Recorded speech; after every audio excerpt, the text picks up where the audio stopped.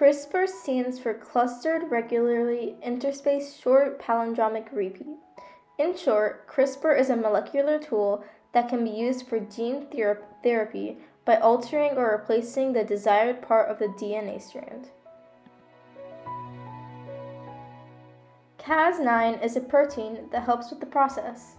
Its main function is to cut the DNA. Another factor is a guide RNA. This RNA acts as a guide, leading the Cas protein to its sequence target. When Cas9 is added to a cell with the RNA guide, it hooks onto the DNA strand until it finds the specific part. Then, it cuts the part of the DNA strand and replaces it. Another way this gene editing process can work is by the Cas9 cutting the DNA strand, then allowing the DNA to repair itself. CRISPR was originally used as a defense system in bacteria.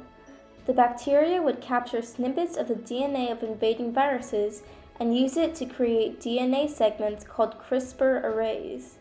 This would allow the bacteria to remember the virus, and if the virus were to attack again, the bacteria would use a guide RNA to target the virus and a Cas9 protein to cut and disable it.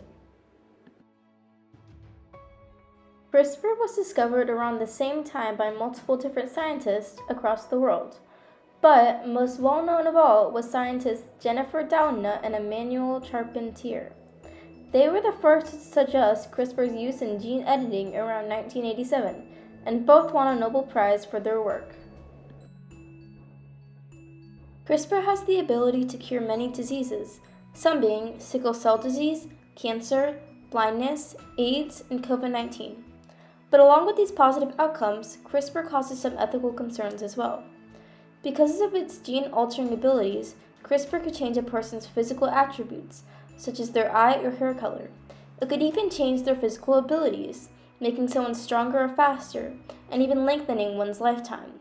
This could create a generation of superhumans.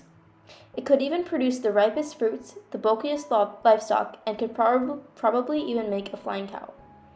Its undiscovered possibilities and its ability to be used on embryos raises questions as to if these changes are morally correct.